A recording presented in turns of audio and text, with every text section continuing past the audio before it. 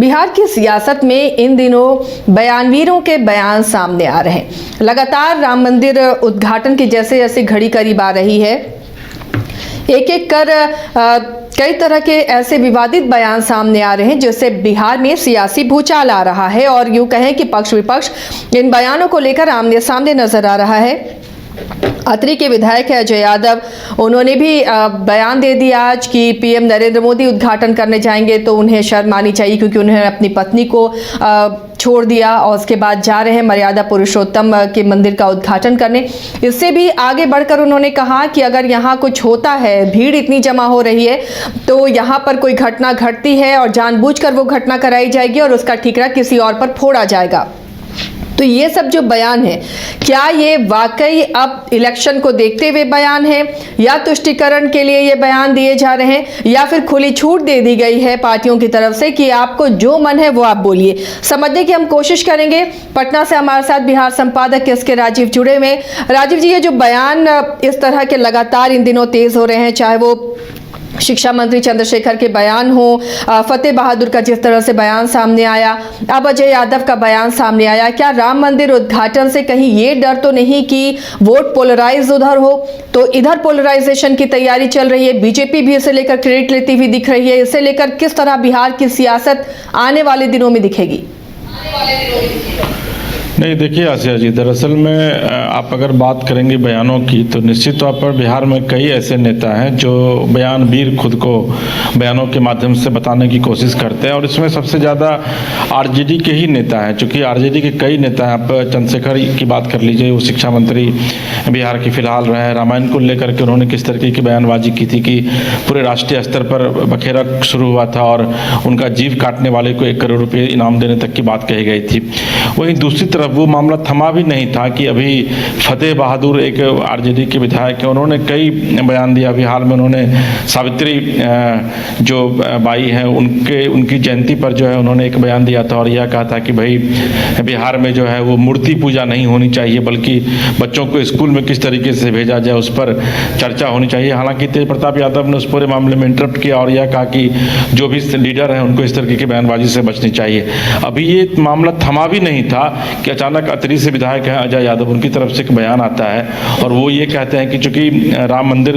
में जो 22 तारीख को रामलला की मूर्ति स्थापित हो रही है तो उस मूर्ति को ऐसे लोगों को पूजा नहीं करना चाहिए जिन्होंने खुद अपनी पत्नी को छोड़ रखा है। यानी किसी तौर पर उन्होंने नरेंद्र मोदी को कटाक्ष किया और यह भी कहा कि वहाँ पर बीजेपी वाले खुद ही वहाँ पर हमला करवाएंगे और आरोप जो है वो आने वाले दिनों में दूसरी पार्टी पर लगा देंगे, आतंकी संगठनों पर लगा देंगे, क्योंकि इससे बीजेपी वाले को जो है वो चुनाव में माइलेज मिलेगा। तो इस तरीके की बयानबाजी लगातार हो रही है। उससे थोड़ी देर पहले अनिता देवी बिहार सरकार में मंत्री हैं आरजेडी कोटे से, उनकी तरफ से भी बयान आया है राम मंदिर को लेकर के और उन्होंने यह कहा है कि भाई राम मंदिर में जो लोग पूजा करने के लिए जाएंगे और जो वाकई में जो 22 तारीख को जो लोग वहाँ उपस्थित हो रहे हैं वो सही मायने में कट्टर सनातनी नहीं है। तो आरजेडी की तरफ से लगातार इस तरीके की बयानबाजी हो रही है और सबसे जो दिलचस्प बात है वह यह है कि तेजस्वी यादव या फिर लालू यादव की कहीं ना कहीं से मौन सहमति जो है वो इन नेताओं को मिल रहा है। यही वजह है कि लगातार आरजेडी के नेताओं के द्वारा बयान दिए जा रहे हैं। वहीं दूसरी तरफ अगर आप देखेंगी तो जदयू जो है वो लगातार इस बयानों को लेकर के न सिर्फ आरजेडी पर कटाक्ष कर रहा है बल्कि यह कह रहा है कि आरजेडी जिस तरीके से बयानबाजी कर रही है उससे कहीं ना कहीं से लोकसभा चुनाव में जो वोट का जो परसेंटेज है उस पर एक बड़ा असर पड़ेगा। और चूंकि अभी फिलहाल इंडी गठबंधन के साथ जो है वो जदयू भी है, तो जदयू की इस बात का डर सता रहा है कि अगर ये बयानबाजी इसी तरीके से जारी रही तो हो सकता है कि आने वाले दिनों में जो है इसका असर जो है वो कहीं ना कहीं से देखने को मिले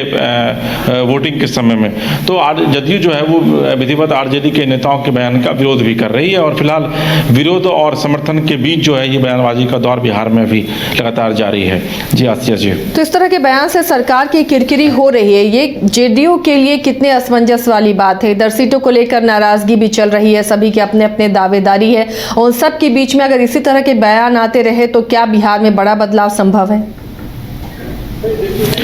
नहीं, देखिए, निश्चित तौर पर आरजेडी जिस तरीके से बयानबाजी कर रही है वो कहीं ना कहीं से अल्पसंख्यक जो वोट हैं, एक तरीके से जो बीजेपी लगातार आरोप लगाती रहती है। आज भी गिरिराज सिंह का बयान आया है कि तुष्टीकरण की सियासत से जो है वो आरजेडी बाज नहीं आ रही है, तो कहीं ना कहीं से अल्पसंख्यक जो मत हैं बिहार में, जो वोट हैं लगभग 17%, उसका पोलराइजेशन किस तरीके से अपने पक्ष में किया जाए, आरजेडी पूरी तरीके से इसमें लगी है। क्योंकि अगर 17% वोट इंटैक्ट रहता है आसिया जी, और 14% यादवों का वोट है, अगर ये 31% वोट भी कम से कम अगर आरजेडी को मिल जाता है तो निश्चित तौर पर एक बड़ी जीत आरजेडी की हो सकती है। तो यही वजह है कि आरजेडी के नेताओं को यह लग रहा है कि अगर वो इस तरीके की बयानबाजी करेंगे तो एक खास समूह, एक खास जाति, एक खास मजहब के लोगों का वोट पाने में वो सफल रहेंगे। हालांकि जदयू इसे इत्तेफाक नहीं रखती और नीरज जी का बयान अभी आज भी आया, उन्होंने यह कहा है कि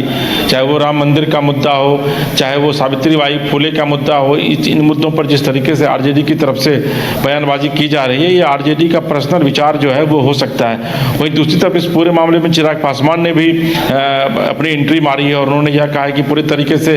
आरजेडी जो है वो कहीं ना कहीं से सनातन विरोधी हो गई है और यही वजह है कि इस तरीके की बयानबाजी कर रही है। इस तरीके से आप यह कह सकते हैं कि आरजेडी के नेताओं के द्वारा भले ही बयानबाजी की जा रही हो, लेकिन जदयू जो है वो अपना स्टैंड इस पूरे मामले में क्लियर रखे हुए, क्योंकि जदयू को यह पता है कि अगर वो इस तरीके के बयानों का समर्थन करती है तो निश्चित तौर पर 2024 में जो लोकसभा चुनाव होना है आने वाले दिनों में, उसमें इसका खामियाजा उसे भुगतना पड़ सकता है। लिहाजा जदयू इस बयान से खुद को परहेज कर रही है और खुद को इससे दूर भी रख रही है। जी आसिया जी।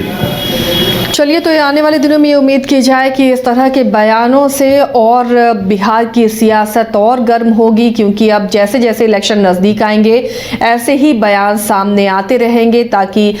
वोटों में इससे फ़ायदा मिले, वोटों का गोलबंद वोट को किया जा सके, मतदाताओं को किया जा सके और इस तरह के बयान आते रहेंगे। बहुत बहुत शुक्रिया राजीव जी इस तमाम जानकारी के लिए। तो बिहार की सियासत इन दिनों गर्म है,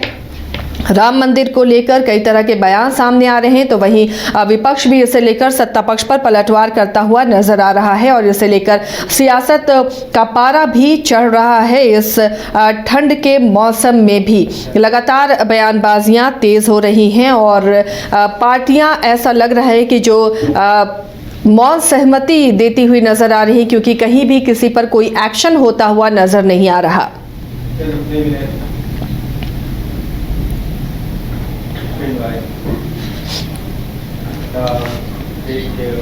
नया साल आ चुका है। साल 2024 में बिहार कैबिनेट की पहली बैठक हुई और इस कैबिनेट ने 19 एजेंडों पर मुहर लगाई है, जिसमें एक नया विभाग भी जुड़ा है। आपको बता दें कि अल्पसंख्यक कल्याण विभाग, जल संसाधन विभाग, राजस्व और भूमि सुधार विभाग के साथ अब विज्ञान, प्रौद्योगिकी और तकनीकी शिक्षा विभाग, स्वास्थ्य विभाग, वहीं सामान्य प्रशासन विभाग, संसदीय कार्य विभाग, निर्वाचन विभाग और सूचना प्रौद्योगिकी विभाग, सामान्य कल्याण विभाग के साथ एक नया विभाग जुड़ा है जो कला, संस्कृति और युवा विभाग से अलग खेल विभाग का गठन किया गया है। आपको याद होगा कि पिछले दिनों ही सरकार ने मेडल लाओ और नौकरी पाओ कार्यक्रम किया था। अब इसके बाद अलग से खेल विभाग का गठन किया गया है, तो ये उम्मीद की जा रही है कि आने वाले दिनों में बिहार के जो खिलाड़ी हैं उनका फायदा होगा और बड़ी संख्या में बिहार की प्रतिभा को निखरने का मौका मिलेगा। अगर अलग से विभाग बनता है तो वो सिर्फ डेडिकेटेड होकर स्पोर्ट्स पर ही काम करेगा। ये एक बड़ी उपलब्धि खिलाड़ियों के लिए, खेल प्रेमियों के लिए फिलहाल बिहार में नजर आ रही है।